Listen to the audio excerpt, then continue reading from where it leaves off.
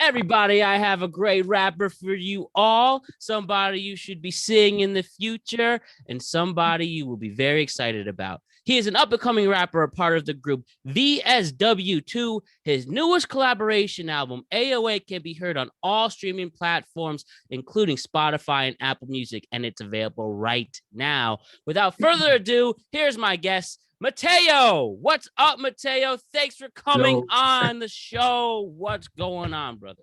what's going on, man? Glad to be here, man. Like I said, it's a pleasure to be on this podcast right now.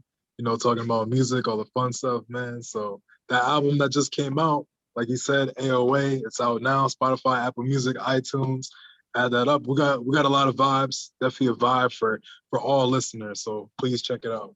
Oh, absolutely, man. And we will definitely go into your journey and learn about what makes you you and your group and makes your group very special. So before I get into all the great stuff with your music, your journey, your performing, the group you're part of, and where you expect to see in the future, talk to me, Mateo, about you. Talk to me, Mateo, about what you're up to. How's 2021 been? How's this summer? This feels like the fastest summer ever, but how have things been for you, Mateo? So I'll say right now that the COVID sucked. This whole pandemic, I feel like Mm-hmm. set everybody and all their plans like behind, and I feel like everyone's playing catch up right now to kind of get all the things that they wanted to get off the ground, and like moving, like dreams, affirmations, whatever you wanted to make possible. People are like on grind time right now, trying to get it done. And throughout the whole pandemic, we were like recording music. Mm-hmm. I was in school. I just graduated, just got my bachelor's from Southern. Well, And congratulations, Matt. I'm so happy to hear that. It's awesome stuff. thank you. And it was a struggle trying to like work and everything and get all that done, trying to keep my eyes on the vision and everything. But no, power through. And thank God, like no one in my family got COVID or got sick or anything. So Indeed. for the most part, it was just like, just being safe and still trying to make the dreams come true. And that's actually the album that just dropped. I have two more projects that are gonna drop this year. All right. We'll definitely So get into that for sure. But dude, this is awesome. And basically what brought us here together is that Mateo, aka Matt Baker, and I have known each other for a very long time. yeah, Went through the Norwalk public school system. It's been a while since I see you, but we are both a part of the great institution known as Planet Fitness. And literally, I just had to go to the bathroom to do my thing, and you were there.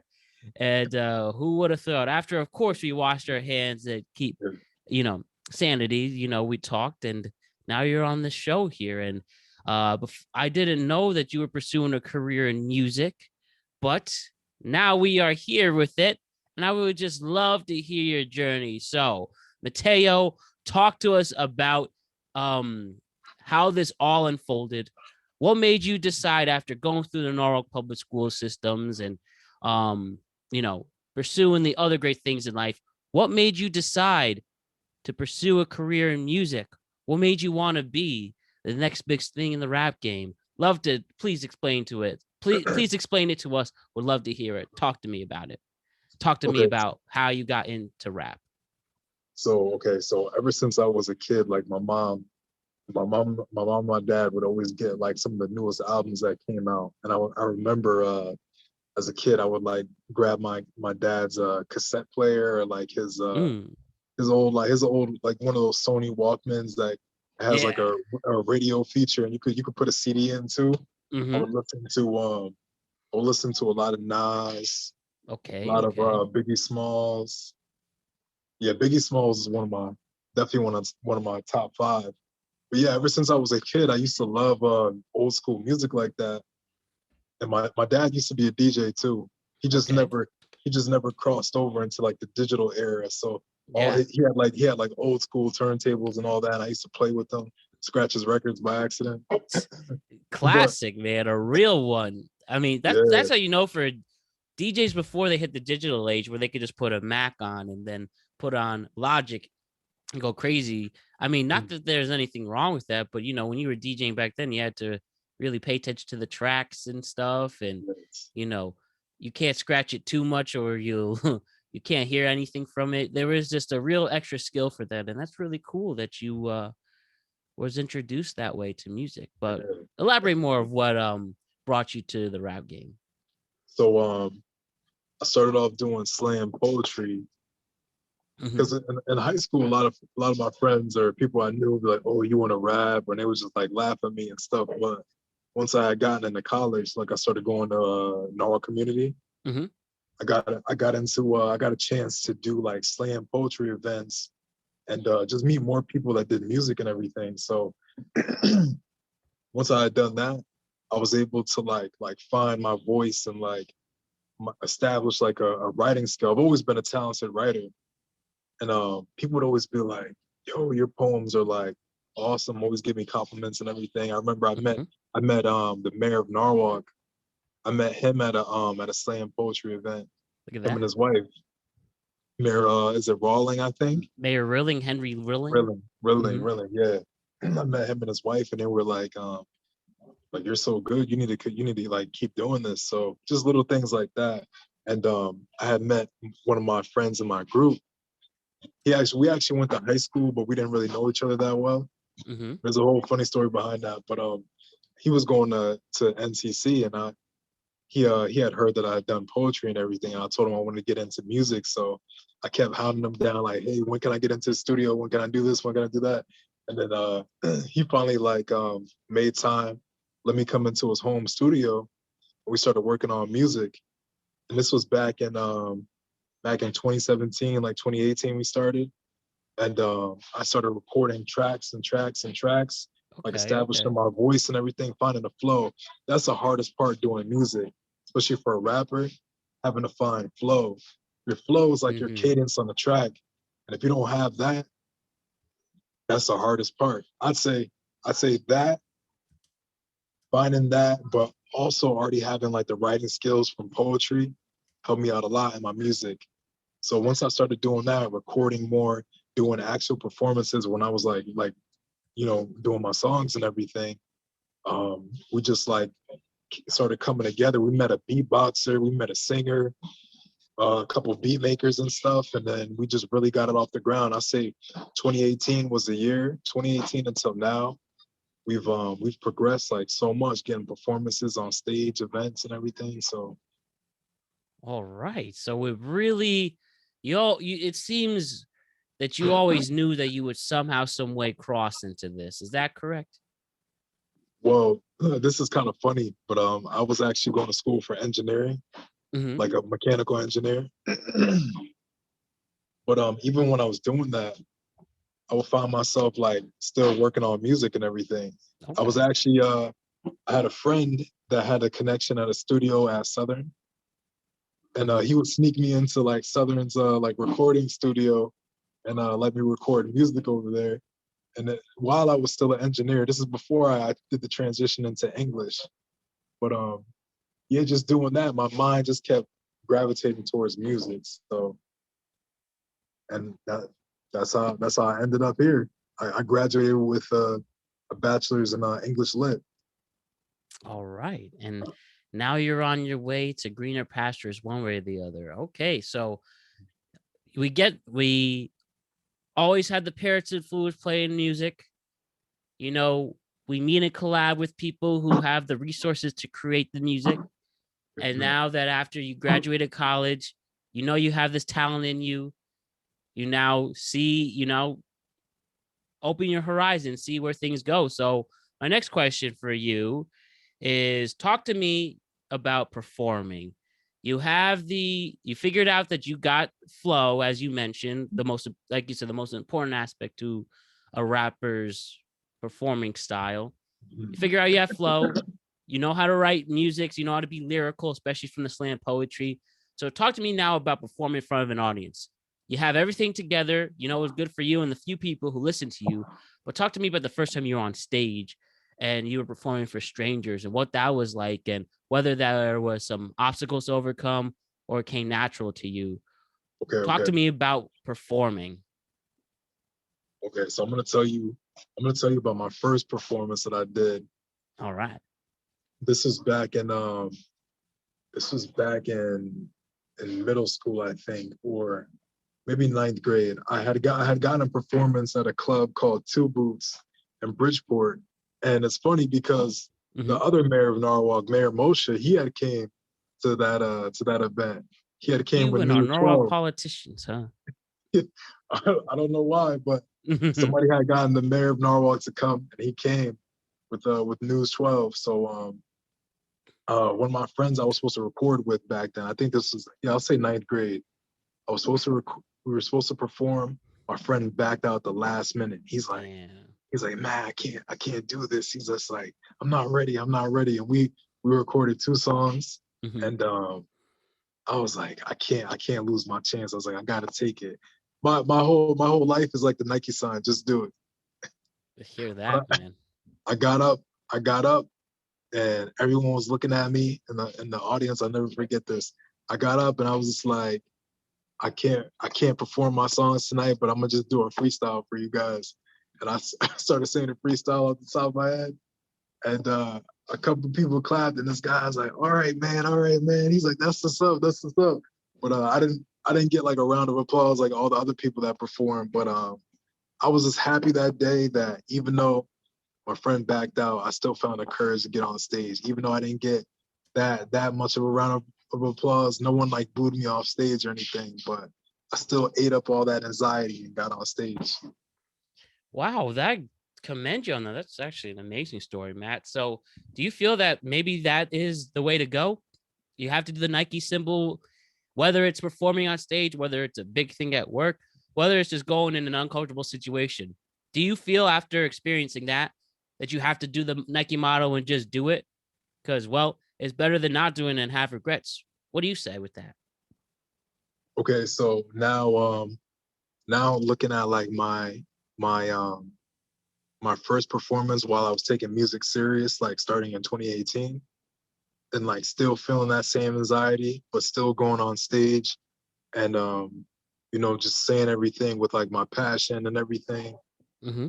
I I'll say that, yeah, just do it. Just do it still stands today because I've still because I've come to the conclusion that no matter how hard you prepare yourself, you're still gonna have days where you're just like, oh shoot, am I ready? Or oh wow, there's this many people in the audience right now, especially when you're looking at everybody's eyes too, everyone's looking at you. So I say just do it still stands with me to this day because regardless, you're not always gonna be 100%. You might be 60, 70, 35, but just do it still stands. Well, that's some very powerful stuff to hear, man. And we appreciate you sharing that, and very inspiring. And I definitely hear you. I feel like sometimes you really do.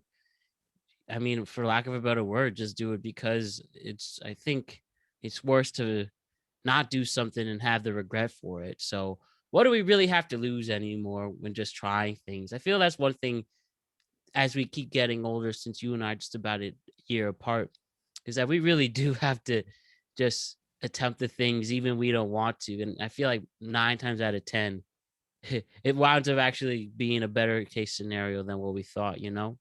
Yeah, can I give you an analogy? Of course, you can say whatever you want, man. I pay for the Zoom, unlimited Zooms. So feel free to use our time. Yeah, so I'm like, what I hate more than anything is like going to a party and then like seeing like some pretty girls and then not going up to them and like talking to them. I try to use that like when I think about music because I'm just like, if I had the courage to like go into the booth and record this music, I should have the same amount of courage to go on stage and present it to the people, So same way if for someone like working on themselves, if you've been working on yourself and you have everything in line, you should you should have no excuse why you can't go talk to that person in the room that you want to go talk to. For sure. you know? Listen, Eiler, you could talk about freaking fruits and vegetables as long as you're confident with it, whether it's a female or just some dude you want to speak to about Yeah. whatever. It goes a long way. So again, you don't have anything to lose, You especially have with nothing to how lose. Nothing to some of these lose. other people treat it, and they make themselves actually look like fools, putting stuff on a pedestal and speaking that way. So you just And are the testament of that, and you have to be true to yourself too. You know that in pushing those things and stepping out of your shadow, getting out of your shell, you have to be fair to yourself to do it as well and make it happen. you do, and just do it. It's like so deep. Those three words are like deeper than some people may seem, because when you tell yourself just to do it, you take away humility. There's no Yeah. pride, there's nothing in the mix. You broke away that wall in front of you, and you're just pushing through. Yes, it's like make sure you focus on yourself for it, and and I say this respectfully, a healthy ego. I really think there is such thing Healthy. to that. You need Yeah, to. because eh, oh sorry. Oh no, I was just saying, you just have to believe in yourself with that and healthy ego. There is definitely difference between cockiness and confidence, and cockiness Yeah, is when you think you're the shit, and confidence is when you know you're the shit and you don't have to worry about any outcomes after because you know you're all right.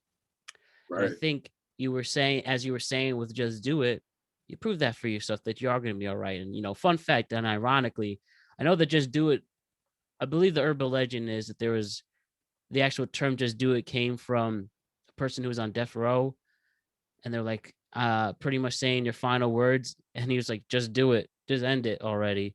I don't know if that's necessarily true. I've heard that Wow. urban legend, but hey, at least we now make Just Do It for good, and the millions and millions of others who do it too. Right, right, right. What other just random, what were some other great Just Do It moments for you, whether music, life, work, school? What are just some other, I was nervous to do this thing, but I said, fuck Hmm. it, and I'm going to just do it. And now I have this great story behind it, and I'm a better person for it.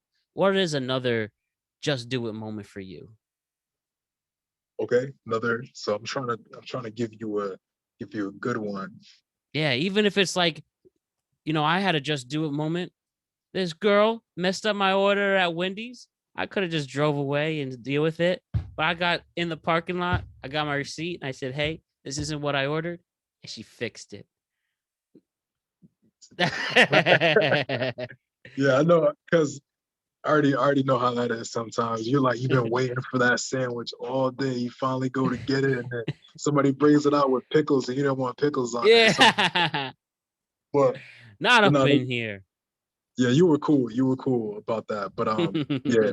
Do you know where I'm gonna give you one. You know where Taco Daddy is?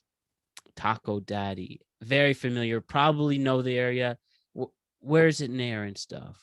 So there's a spot, and it's in Stanford. In It's in Stanford. Okay. Stanford. Yeah, and it's it's a little pricey, but their food is on point. And I had gone with one of my friends, and me and her are at the bar, and then another friend comes, and like there's like people dancing and stuff, like a really real nice Okay. vibe. Okay. And this guy is coming up serving food, right? And he's walking with a tray, and he keeps bringing up food to like other people sitting next to us, but he keeps bringing the wrong order. Every time he does that, I was looking at the bartender. The bartender's face is all like smushed up, like you can't, you're not doing your job and all this. And then yeah, I see this happen like 3 times. And like the last time the guy comes out, the bartender like is about to say something to him because he just had enough. And I'm like, hey, hey, I whip out like so, just a wad of money I had, and I was like, I'll pay. I was like, I'll pay for the food. I was like, I didn't order it, but I was like, I'll pay for it because we're hungry anyway. And the guy was like, he's like, what? I was just like, yeah. I was like, I'll pay for it so you don't get in trouble, man. He's like, nah, man. He's like, I'm good here. They love me here. He's like, I'm not gonna get in trouble. He's like, but you know what? He's like, I appreciate you for doing that. He's like, whatever you want, it's on the house. Whatever you want.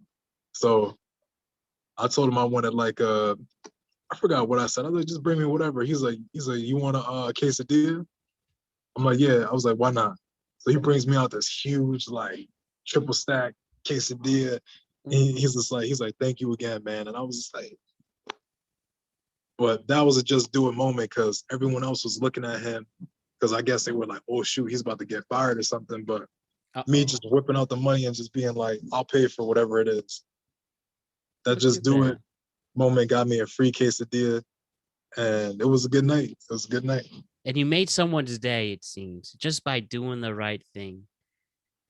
Yeah. Oh man, proud of you, Matt. I can't wait to see what more just do it moments you accomplish. And just before we get into your group and talk about your new album, I just want to ask, Matt, and this is your moment that you can really tell my audience what makes you you. You know, in a time where so many people are pursuing music, some are great and talented, some are awful, and you ask them to pursue something else. But for you, Matt, who generally has some great flow, I've heard your album, you're fun, you're distinct, and you're a powerful person behind that microphone. And I'm saying this genuinely. That's what I notice. But what do you have to say for the people being introduced to you? And before you are on your way to hit it big and hitting those big audience members, what makes you differ from all the other up and coming new rap stars? Okay, so I'll say what makes me different. What makes me different is that despite the voice that I was given, this deep voice where I don't sound like, just any other rapper. I don't think somebody said I sound like Rick Ross or like Pop Smoke or something like that. But I can see that. That was like one of the hardest parts for me because my friends would like go record music and they're like, oh, I'm listening to Kendrick. I'm trying to like sing like that. I'm trying to sing like Frank Ocean and stuff like that. But I feel like I had no one to go off of. But I feel like my creativity and the place that I escape to when I write music is one of the most important parts about me because I'm tapping into so many different things. And I'm just like, I would have thought my creativity would have been blocked because I have no references. But if anything, my creativity has no level cap or anything because I don't sound like anyone. So I'm just creating my own way to go about things.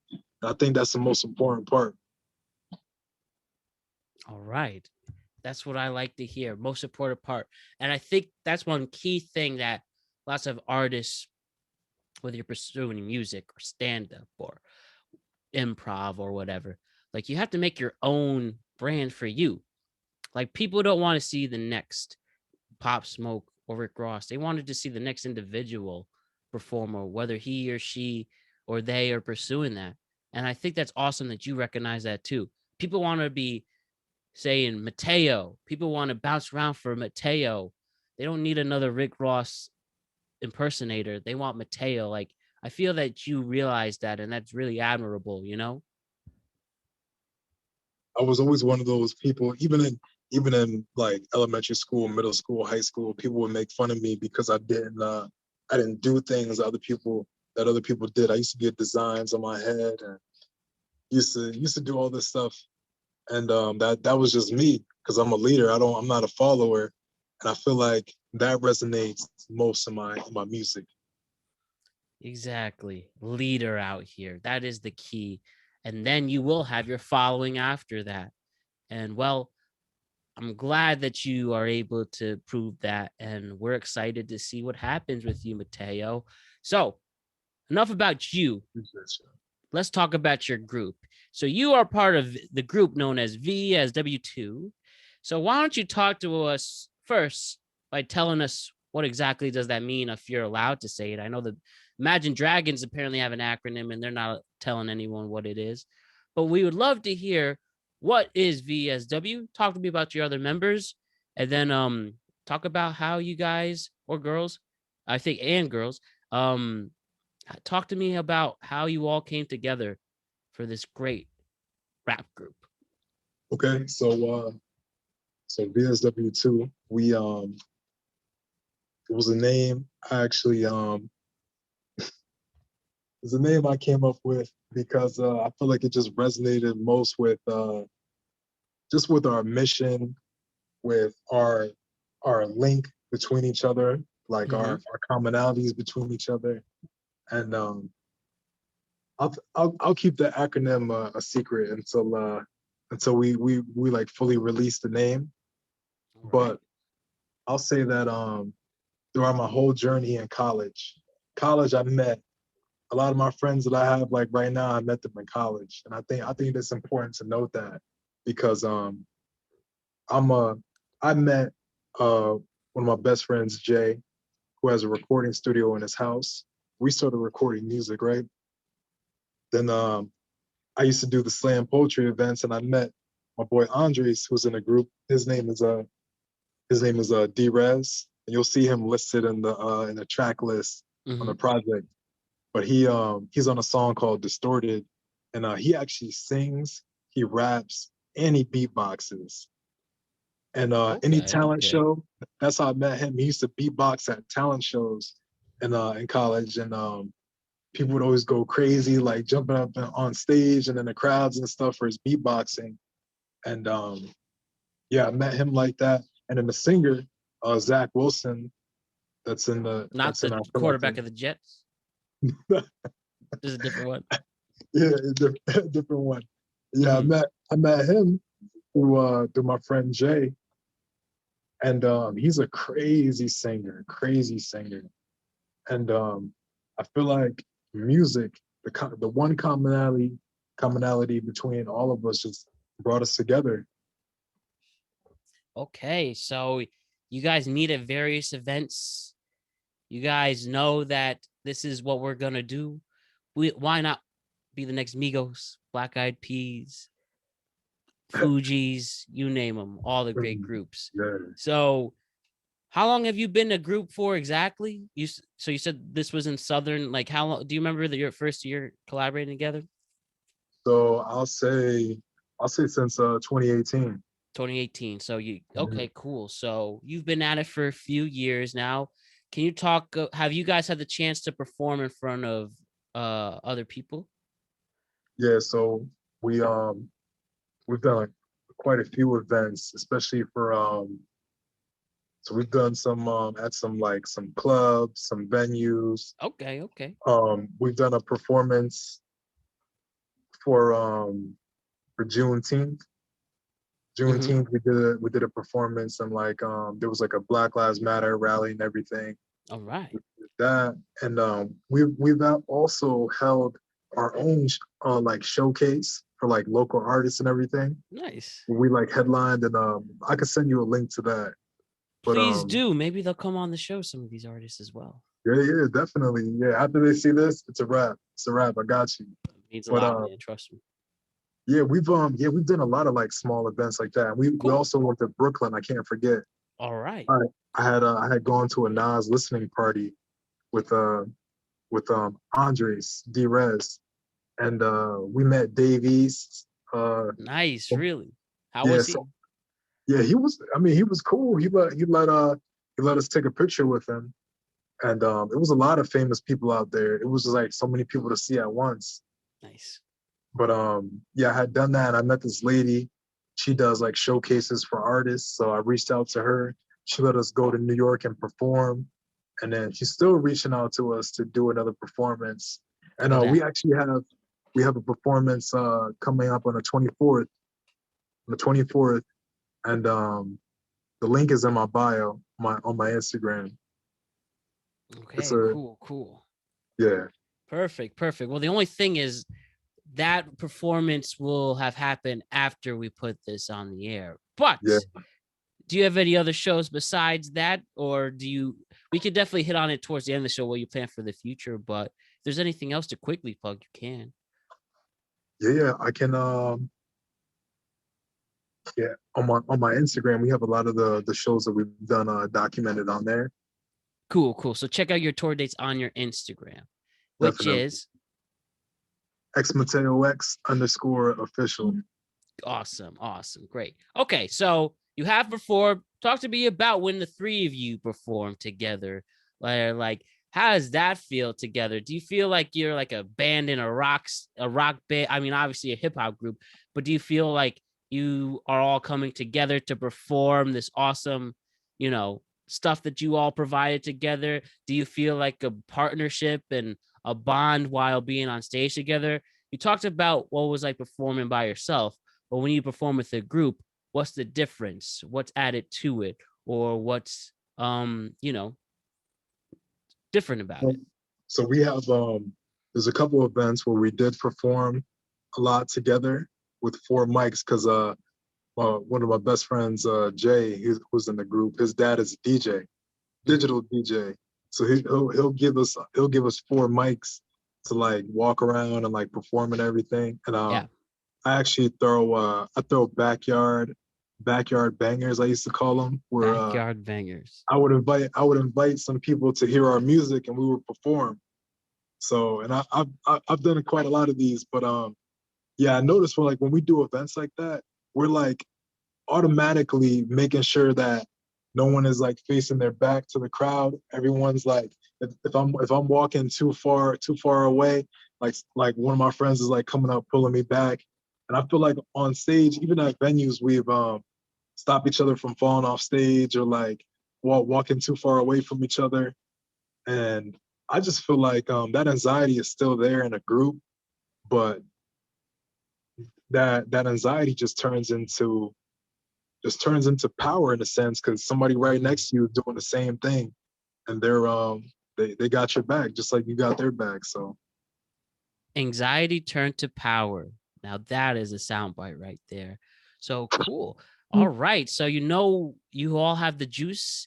You know how to perform in front of a crowd. Now, obviously, you have to give the crowd something to keep, and that is your first album, which again, AOA, available on all streaming platforms, whether it's Apple Music, Spotify, iTunes.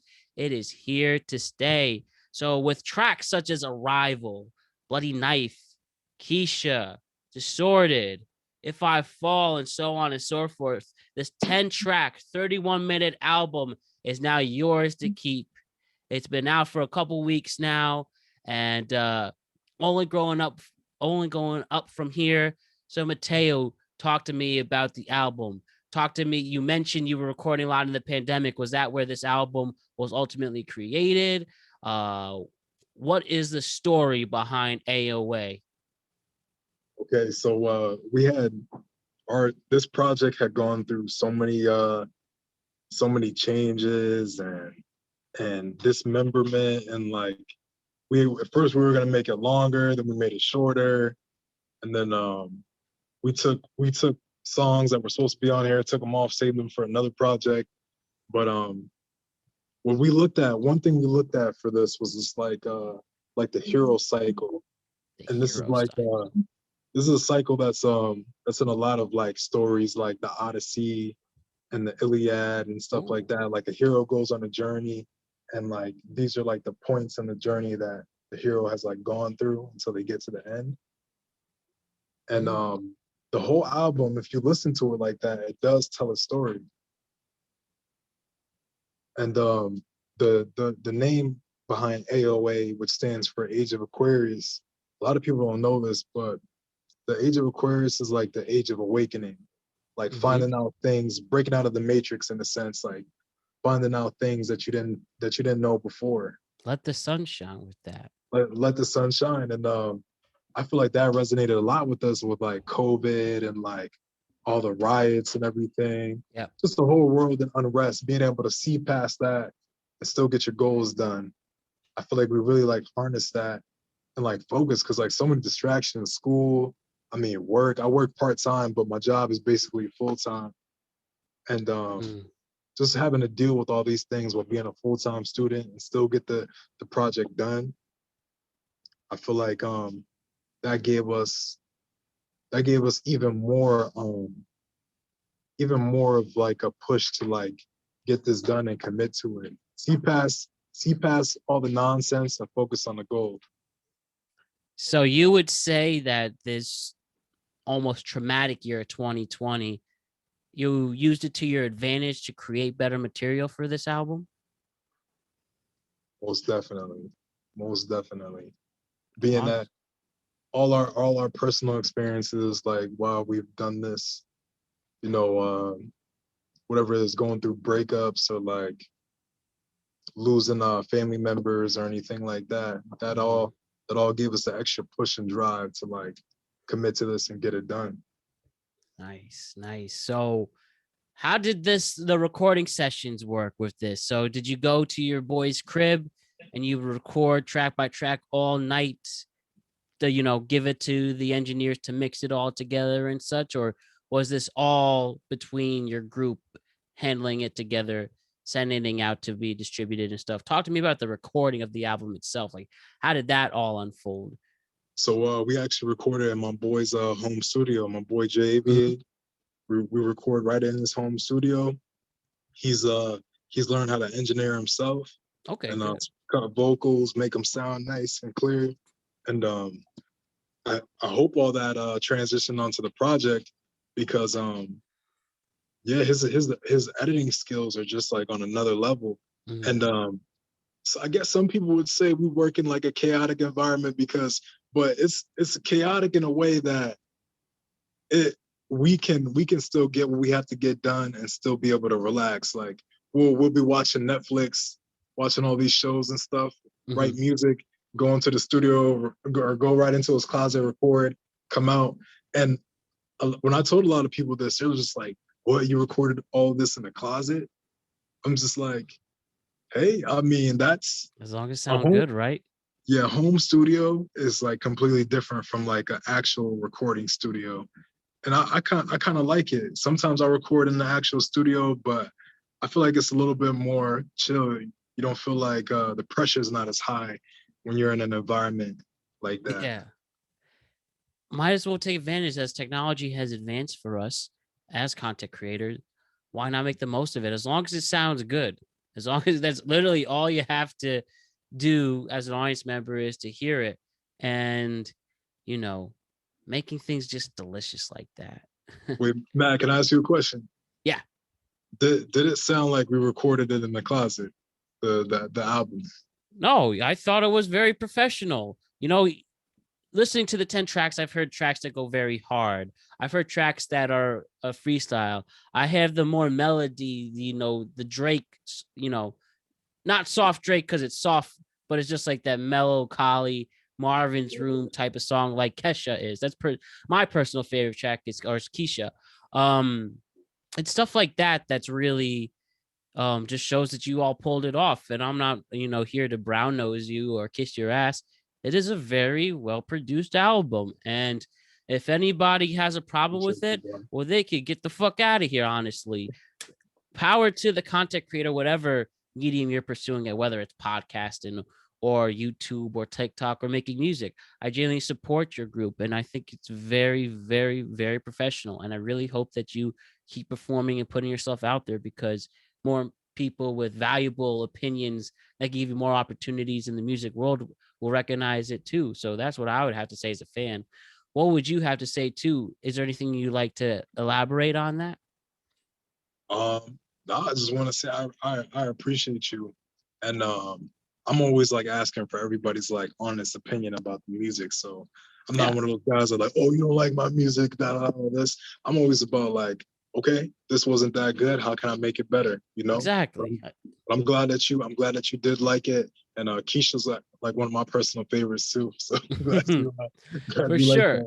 Before we hit on the tracks, like I know what you're talking about, man, and same with my podcast. Whether some are better than others, I just hope that the only important opinion that matters is the audience ones, but also the person who's creating the content for the audience. They need to have a confidence to provide entertainment, information, and given a profound moment for them being productive. Hence, that's what the Productive Conversations podcast is all about.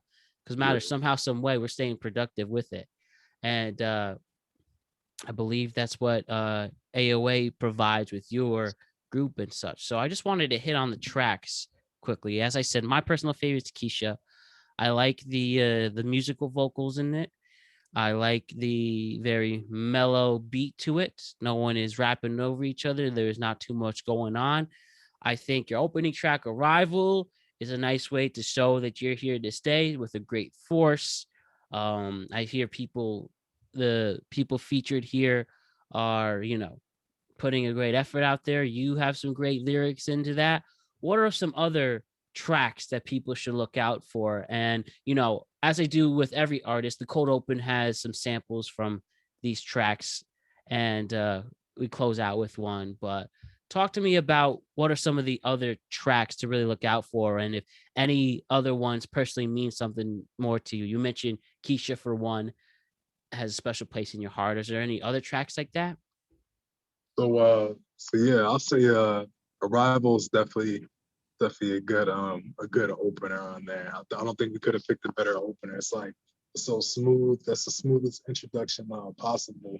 But Definitely. Er- erosions, erosions. I really like that song because we had gotten turned down from the perform for a performance one day because this guy was basically like it was like a Christian like music event, and he was just like, he's like, all your music has like profanity in it, and you can't basically you can't take this performance because you don't have any like any music with like a good message. I mean, a lot of our music does have a good message, but not the message that he was looking for. So I Mm-hmm. had told one of my boys like, yo, we got to make a song that has no cursing in it, can still deliver a message and still get people's heads to bump. And that's how we made Erosions. Yeah. I think it does. It shows, of course, when we make certain audiences, and if you have to, you obviously, if you swear or not, good music is good music no matter what. And yeah, Yeah, I understand some people may be turned off from the foul language, but as long as you're telling a story, you're not doing it just to be an ass, I think it's fine. Are there yes. any other tracks besides Erosions and Keisha that also Arrival you also mentioned that also is something that an audience member should look out for? Like I said, all right, I get your new album. What's the first track I should listen to?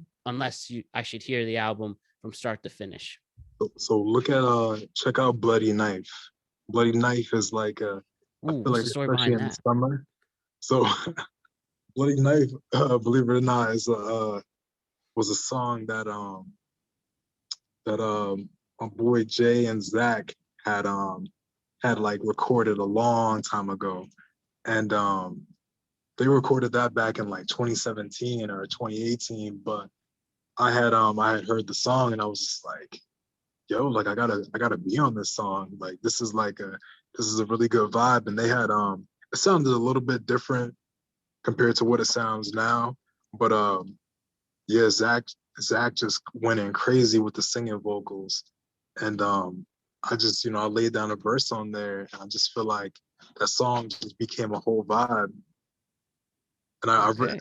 I think that resonates most with summer right now. So if someone was saying like I need a summer jam off that, I'll say Bloody Knife.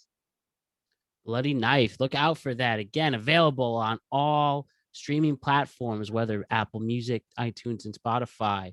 Okay, so Mateo, this is exciting with your album. It's here to stay.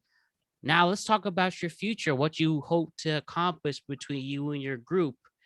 And you mentioned you have some projects in the work. Can you elaborate on that? What can we expect from you or your group in the future? Okay, so in the future we're gonna have possibly three parts to AOA. Oh, okay. Three parts, and we honestly we probably have 4 albums worth of material. We just need to decide how we want to roll it out. But because we've recorded so many songs and changed the project so many times, we have like easy like almost 100 songs in the vault that we can put out. So, but before we can do that, I think one of our goals is to get our followings up and also get our plays up so we can just grow more and more of a following, grow more of a fan base. I Yeah. think that's the most important goal for us right now because if we can get a whole movement around Movement. VSW2, a whole movement for like real music, music with meaning, music with heart, music with soul, music with purpose, I think that would just be good for us spiritually and good for our artistry. There's no reason why you all can't accomplish that. So, would you say the next time you have this music out, as you grow this following and such, would you expect this to drop in like the fall, the winter, maybe next spring, ASAP, or do you want to just say pay attention and wait and see what we have in store? Like See apparently what? Kanye is about to drop an album allegedly, and no one knew Yeah, that was coming. So I mean, I guess you did, but like now that it's official. But talk to us. When should we expect some new stuff? I'll say that we never stop working. We're always in the studio, and I'll say that stay tuned because another album may drop this year. Because I already said I was giving 2 albums for me personally, but we could get another group album before the end of this year. I'm just saying, just putting it out there. Might get another Awesome. album by the end of this year. And in terms of extra show dates and tour dates, again, you would find those tour dates on your web Instagram, which you said xMatteox_official. Uh-huh. Where could be some of these performances? Where can they be at, or to mention besides obviously for people to go check it out and log in? But if you can verbally tell us too, where are some of the shows going to be? You will excite us even more. So one of my best friends, who's also a part of our team, he um he does a lot of the creative work. He's also an artist too, does music, but he does a lot of work behind the camera too, like shoots a lot of our music videos. And he And where can actually we find has those music videos? we can find them on my YouTube. All the links are in my bio. I Okay, have like I have a link tree that can take you to everything. love our My link tree. Instagram can take you to everything. But yeah, he has an art studio in Bridgeport in this innovation center, and he's holding an event there on the 24th, 7 p.m. And it's open to all. The Eventbrite is in my bio, and yeah, you can grab a ticket, come out, vibe with us. We'll have food, drinks, good music, artwork too. So All it's definitely right. gonna be a vibe, man. Cool. And anything for August or anything like that? Do you have anything for us to look forward to? Yeah, so we want to hold a listening party for AOA. So that should be sometime in August too. All right, cool. So again, go to xMatteox_official to check out more information on where to see Mateo perform and his group. Again, that is VSW2. So one last thing we have to accomplish, Matt, and I've really been enjoying our talk. I hope you have been as well. So I was wondering if we could do it quickly, the Proust questionnaire, 10 deep but short questions where we discuss, where you see where your head is at with these questions. Are you ready for them? May Mhm. we ask him? Yep. Ask away, ask away. All right. So Mateo's Proust questionnaire starts now. What is your favorite word? My favorite word. Let me see.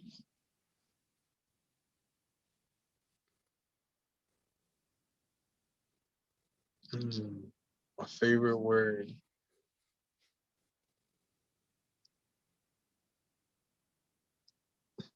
I'll say cool. That's my favorite word. Favorite word is cool. Okay. What is your least favorite word? Least favorite word. I'll say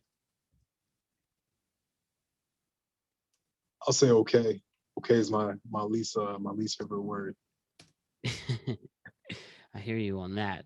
Fuck okay. Um, my next question is, what turns you on in this world? And again, this is more of a life and fulfillment question, not necessarily a sexual question. What turns you on in this world? My passions. Passions. All right. Excellent. Profound. And what is your least favorite? Sorry. What turns you off in this world? Hmm. I'll say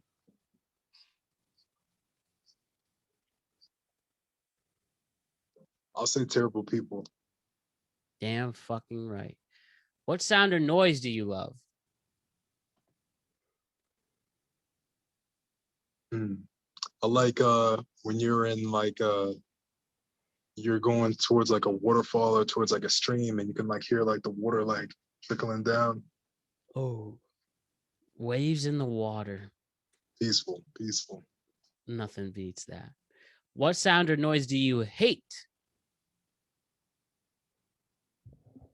Probably like those loud screeching noises, like when someone's like dragging something across the floor, like a wooden floor. Oh man, all too familiar with that. What's your favorite curse word, Matt? Teo. Fuck.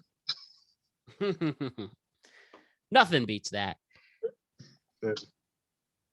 What profession other than your own would you like to attempt?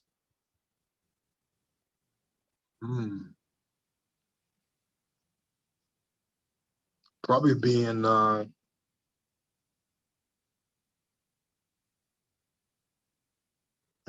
what other profession other than my own? Maybe a firefighter. I'll say a firefighter, yeah. I think you'd be a badass firefighter, Mateo. I'd be a big fan of that. What profession would you not like to do?